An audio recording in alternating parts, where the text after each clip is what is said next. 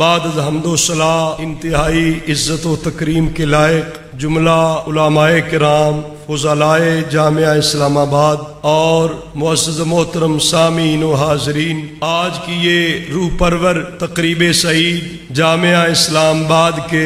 فضلائے کرام کی نمائندہ تنظیم اسلام آباد علماء کونسل انٹرنیشنل کے زیر اہتمام نامی سالانہ تاجدار ختم نبوت صلی اللہ علیہ وآلہ وسلم کانفرنس انعقاد پذیر ہے۔ میں سب کے لیے دلی طور پر دعا گو ہوں کہ رب ذوالجلال ان کی کاوشوں کوششوں کو قبول فرمائے، اور یہ مقام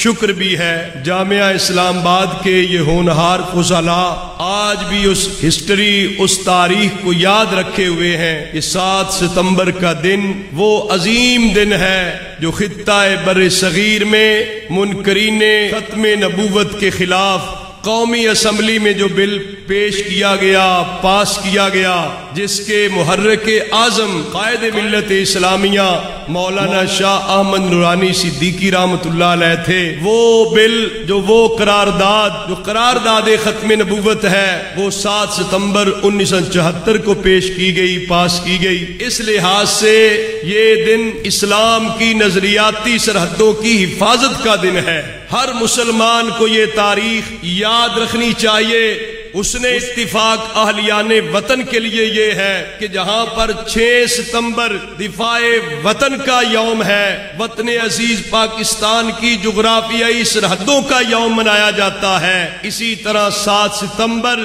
وطن عزیز پاکستان کی نظریاتی سرحدوں کے تحفظ اور دفاع کا دن منایا جاتا ہے۔ یہ مقام شکر ہے جامعہ اسلام آباد کے فضلاء کی نمائندہ تنظیم اسلام آباد علماء کونسل انٹرنیشنل اس تسلسل اور اس ہماری حسین روایت کو نہ صرف برقرار رکھے ہوئے ہیں بلکہ اپنی بساط اور کوشش کے مطابق اس میں جدوجہد کر رہے ہیں۔ تو میں اس موقع پر بخاری شریف کی وہ حدیث پاک کا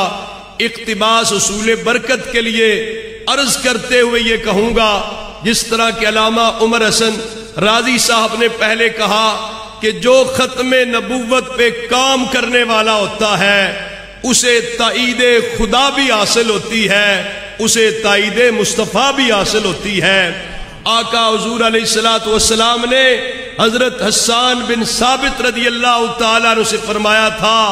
یا حسانو اجب عن رسول اللہ صلی اللہ علیہ وسلم اللہم ایدو بروح القدس۔ جہاں حضرت حسان بن ثابت رضی اللہ تعالیٰ عنہ آقا حضور علیہ السلام کی ناموس اور عزت کے دفاع کے لیے کفار کو دندان شکن جواب دے رہے تھے، آقا حضور امام الانبیاء خاتم الانبیاء کی زبان مبارک سے یہ دعائیہ کلمہ نکلا جو آج بھی بخاری شریف میں موجود ہے۔ حضور علیہ السلام نے رب کی بارگاہ میں یہ دعا کی، اللہم ایدہ بروح القدس، اے اللہ حسان کی روح قدس کے ساتھ مدد فرما، تائید فرما، جس سے پتہ چلتا ہے جو بھی حضور علیہ السلام کی ناموس اور عزت کے تحفظ اور دفاع کے لیے جد و جہد کرے گا،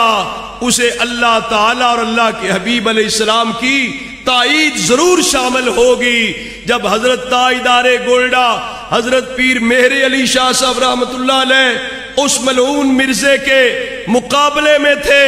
وہ کہتا کہ قرآن مجید کی تفسیر لکھ کر مقابلہ کر لیتے ہیں، پتہ چل جائے گا حق پہ کون ہے، باطل پہ کون ہے۔ حضرت تاجدار گولڈا رحمت اللہ علیہ نے فرمایا، تو یہ کہتا ہے کہ تفسیر لکھ کر پتہ کرتے ہیں، تو اپنے ہاتھ سے لکھنے کی بات کرتا ہے، میں قلم سے کہوں گا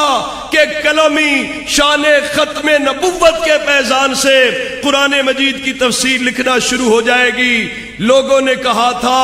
اے حضرت پیر مہر علی شاہ صاحب اتنی بڑی بات آپ کر رہے ہیں، آپ نے فرمایا تھا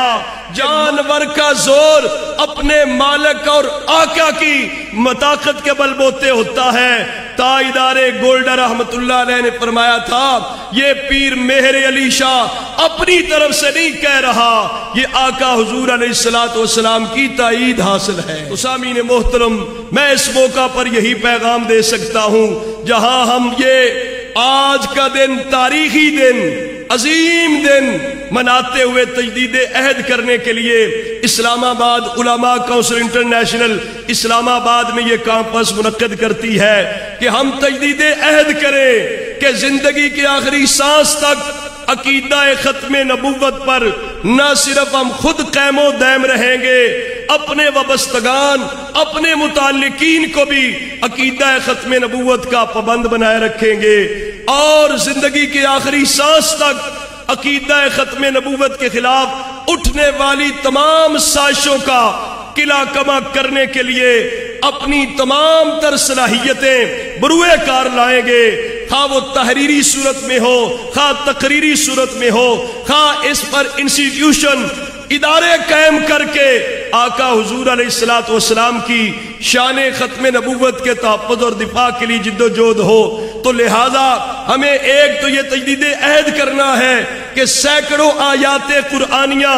اور احادیث نبویہ سے عقیدہ ختم نبوت ثابت ہے، اور پوری امت کا ہر دور اور ہر زمانے میں اجماع اور اتفاق رہا ہے کہ ہمارے پیارے نبی امام الانبیاء خاتم النبیین حضرت احمد مجتبی محمد مصطفیٰ صلی اللہ علیہ وسلم اللہ تعالیٰ کے آخری نبی ہیں۔ حضور کے بعد کوئی نبی ہونے کا دعویٰ کرے وہ بھی کذاب ہے، جو اس کے دعوے کو مانے وہ بھی کذاب اور جھوٹا ہے، دائرہ اسلام سے خارج ہے۔ لہٰذا ہمیں ایک تو یہ تجدید عہد کرنا ہے، اور اس کے ساتھ ساتھ میں یہ بھی کہوں گا ہمیں اپنے بزرگوں کی اس عظیم قربانیوں کو سلام عقیدت پیش کرتے ہوئے اپنے روشن ماضی کو بھی دیکھنا ہے۔ آج بھی نیشنل اسمبلی کی وہ کاروائی آج بھی گواہی دیتی ہے، جن 22 لوگوں نے قرارداد پہ سائن کیے تھے، اگر وہ لسٹ پاکستان کی قومی اسمبلی کے ریکارڈ سے نکالی جائے تو اس لسٹ میں جو ٹاپ آف دی لسٹ نام آئے گا وہ قائد اہل سنت، قائد ملت اسلامیہ امام شاہ احمد نورانی صدیقی رحمت اللہ علیہ کا آئے گا۔ لہذا ہمارے بزرگوں نے اس پہ کام کیا ہے، جہاں تائیدار گولڈا رحمت اللہ علیہ کی بارگاہ میں ان کی خدمات کو سلام عقیدت پیش کر رہے ہیں۔ اعلیٰ حضرت عظیم البرکت امام شاہ احمد رضا بریلوی رحمت اللہ علیہ نے تقریباً 5 کتب و رسائل اس مردود قادیانی کی باقاعدہ طور پہ تردید میں، مذمت میں لکھے تھے، عقیدہ ختم نبوت کے اس بات میں لکھے تھے، اور بھی ہمارے بزرگان دین نے کام کیا۔ ہمارے حضرات مشائخ بکی شریف نے باقاعدہ طور پر اس کے لیے منظم جماعتیں بنا کر، علماء فضلاء جامعہ کی جماعتیں تیار کر کے لوگوں کی رائے عامہ ہموار کی، اور طریقے ختم نبوت میں بنفس نفیس کردار ادا کیا، جو ہمیں سبق ملتا ہے کہ ہم اس تاریخ کو بھی یاد رکھیں گے،